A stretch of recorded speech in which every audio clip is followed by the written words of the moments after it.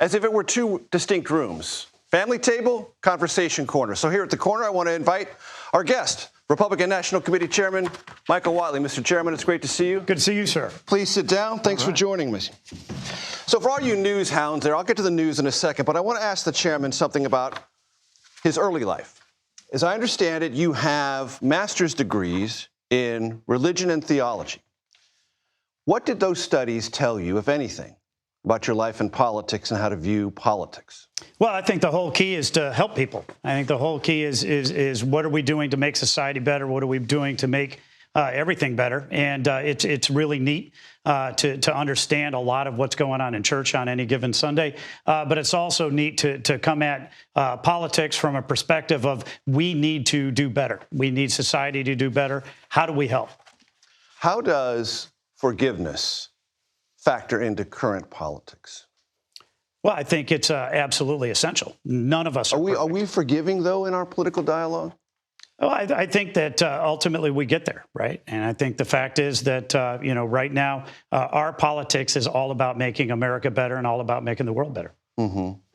How would you grade President Trump's rhetoric on the forgiveness scale? Look, I think what President Trump is doing is fighting every single day for every single family and every single community all across America. He has put together an America First agenda, which is resonating broadly with the American people. That's really where we want to come from. There's a reason that he did better among blacks, among Hispanics, among Asian Americans, among young voters and among women voters than Republican candidates have done in many, many years, because he has put together an agenda to help every single family and every single community. We're going to get to those demographics in our conversation, I promise you. I was struck when the president sat down with the Atlantic magazine late in April. He said, "I run the country and the world." Does he run the world? No, but I think we have an opportunity to be the leader of the free world. I think we have an opportunity to be a leader for the entire world. Look, America is the shining light on the hill. And we are a country that is always going to be a leader for freedom, and we're going to be advancing the human cause. That's the role that America has. It's a very unique place in the world. And when he says, "I run the world," and you look at the situation in Ukraine and his evident frustration, what appears to be building with Vladimir Putin, how does that factor for you? Well, President Trump wants peace. He made it very clear throughout the course of the campaign. Wanting it peace. And achieving it, two different things. It is. And certainly right now what we're doing is we're going through paces with Russia, with Ukraine, trying to get them to the same table and trying to figure out a way that he can end this bloodshed. We're seeing 5,000 dead a week. That's too many. People have been killed for the last 3 years, and he wants to make sure that we get to a place where we're going to have an enduring peace. Is it time to follow Lindsey Graham's lead and level sanctions against Russia? Look, I think he's going to take a look at it. He's already said that he's going to take a look at it. I mean, a serious look at it. That's exactly what he just said over the weekend. Mm-hmm. Speaking about over the weekend, Rand Paul said this weekend that the spending cuts in the House-passed economic bill are wimpy. Senator Ron Johnson said President Trump is unserious currently about spending cuts and thinks he can stop the entire process. How do you evaluate those remarks? Look, the American people want to see this bill. 80% of the American people support this bill, support the tax cuts that are in it. And so, all of it. That's what we're seeing right now, that they want your those internal tax polling cuts to says be done. 80% of the American people that's support this public bill. polling, who 80% of the people, not just the tax cuts, 78% of Democrats and 81% the Medicaid of cuts, independents want to see the tax cuts that are going to be put into this bill. It's absolutely essential we get it. We have an inflection point bill here. We're either going to have the largest tax hike in American history or the largest tax cuts in American history. Right now, the Republican Party, with two exceptions in the House, supports the largest tax cuts in history. The Democratic Party, with zero exceptions in the House, voted for the largest tax hikes in American history. And every single Democrat in the Senate has said they're going to vote against this bill. How about Ron Johnson and Rand Paul and their current criticisms? They are negotiating right now. Those criticisms are being taken into consideration. Do you take them seriously? Yes, absolutely. I think the fact is that the president has said there are going to be changes that are going to be made in the Senate, and that's okay. This is a bill. This is a process. Like we're watching the old Saturday morning cartoon, I'm Just a Bill, playing out in real time, right? And so there is going to be give and take. There's a lot of process to go through with it. But the Republican Party wants to see this bill done because it embodies President Trump's agenda. This is the America First agenda. This is all about making sure that we have tax cuts in a growing economy, that we have security at the southern border, that we have a stronger military. These are all things that the American people broadly support. Are there any risks for Republicans not passing the Trump economic bill? Well, I think it's absolutely a critical component of the economic agenda that President Trump is pushing, and obviously the economy in the number one issue in the 24 election cycle. It'll be the number one issue in the 26 election cycle. So we need to make sure that we have the economy roaring, and that's exactly what it's going to plan. The tax provisions in this bill are absolutely essential. We do not want to see the largest tax hike in American history go into effect. What we want to do is make the Trump tax cuts permanent. We want to see no tax on overtime, no tax on, tips. Tips. Thank you. And, look, it's really important for us as an economy. In that sense, when things were a little dicey on the House side, President Trump used word betrayal if you vote against this. Are you comfortable with that word? He also suggested Republicans who don't support it will be primaried. Are you comfortable with betrayal and primaries? Well, what I think as an enforcement mechanism. Look, this is an American agenda. It's not just President Trump's agenda. It's not just the Republican Party agenda. The American people support this agenda. They want tax cuts. They want a restored economy. They want the southern border to be strong. They want our military and our presence around the world to be strong. So it is something that right now we need every Republican to come into and every Republican to support. And if they don't, they're betraying the president? Well, look, I think that it's not just the president right now. This is about the American people. There's a reason that 80% of the American people support these provisions, support this tax bill, and want to see this get to the president's desk. You're comfortable with betrayal?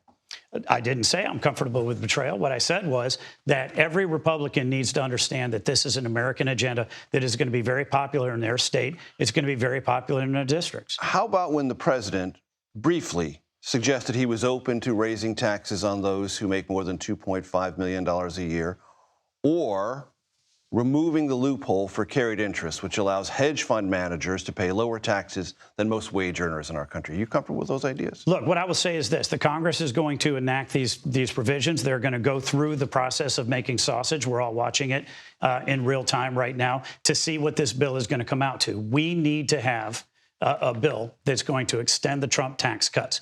We need no tax on Social Security. We need no tax on overtime. We need no tax on tips. It's going to take a process of multiple bills before we can probably get there. But that is an agenda that the president ran on, that the Congress got their majority on, and the Senate got their majority on. That's where we're going to end up. Do you think those things would add populist appeal to the bill, raising taxes on the super wealthy? This bill right now has tremendous populist appeal. That's why it has 80% support.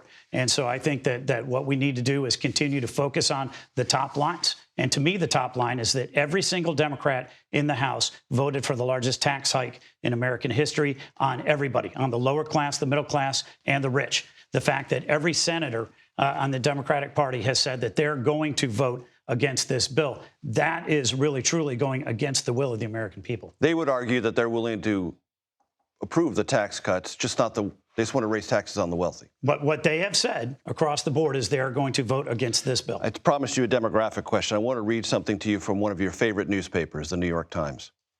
This weekend it wrote about what are called triple trending counties, counties that have gone in one direction 3 times in a row in the last 3 elections. Quote, 435 counties voted more Democratic in 2024 than did so in 2012, by an average improved margin of 8.8 percentage points. And 2,678 counties became more Republican, by an average of 13.3 percentage points. That's 6 times as many counties moving toward the GOP than toward the Democratic Party, and by a substantially wider margin. First, how did that happen? Second, is it permanent? I don't think it's permanent. I think that it's very important to understand how it happened, which is that Donald Trump ran on an agenda that was the American agenda. This was, how do you restore the economy? How do you restore the southern border? How do you restore American strength around the world? That's an agenda that the American people wanted to see. As long as Republicans understand their voters and the issues that they care about and put solutions on the table, Republicans will be successful. but they have to continue to do that. Donald Trump went into every community. He went to downtown Milwaukee, downtown Detroit, downtown Philadelphia. He went into the Bronx. He went into downtown Atlanta, and he talked to every single family in every single community about the issues that they cared about. And people saw it. People may not have liked Donald Trump as much as they like other candidates, but they know that he brings results, and that is really where the growth came from. Elon Musk wrote today that it's time for him to go back 24/7 to his three main companies. Does that mean Doge is over? And does that mean his experiment here in Washington ended without much happening? Not at all. Doge is absolutely not over. Russ Vought is going to be taking it over. It's extraordinarily... The budget director. Yes, and it is absolutely critical that this is a concept that moves forward. When we talk about fighting waste, fraud, and abuse, the president is very serious about fighting waste, fraud, and abuse, and we need to root it out everywhere that we possibly can. We're going to see what the process as we go through budget and appropriations is going to look like to be able to eliminate that out there. But the American people, 75% support eliminating waste, fraud, and abuse in the federal government. This program was absolutely essential. We owe Elon Musk a debt of gratitude for kicking this off and launching it the way that he has. It hasn't blown up in his face or Tesla's face? Look, I mean, he didn't do this because of what it was going to do in terms of the stock value for his company, but he needs to get back and he needs to run it. The fact is right now that the American economy and American people are going to be better off for the efforts that he made. You're from North Carolina. How is Western North Carolina? Parts, as I understand it, I talked to people there, still recovering from Helene. Arkansas, Missouri have recently been hit. How concerned are you about a FEMA that is pulled back to a smaller core and doesn't consider itself the lead disaster response agency in our country? Well, look, we are going to have a federal emergency response. There is always going to need to be a federal emergency response. But the fact is, in Hurricane Helene, North Carolina got absolutely drilled. 73,000 homes were damaged, 45,000 small businesses were damaged, and the response from FEMA was not what it needed to be. Right? President Trump feels very strongly that the recovery efforts need to be led by the states, and we want to make sure that we have programs in place that are going to empower the states. State budgets will have room for that? There's always going to be a dual role for the federal government and the state government, but the states need to be able to step up and make sure that they're helping with recovery. But the federal government will play an important role, no question about it. RNC Chairman Michael Whatley, it's been a pleasure. It's great to be with you. Thank you. Please come back. Yes, sir, we will.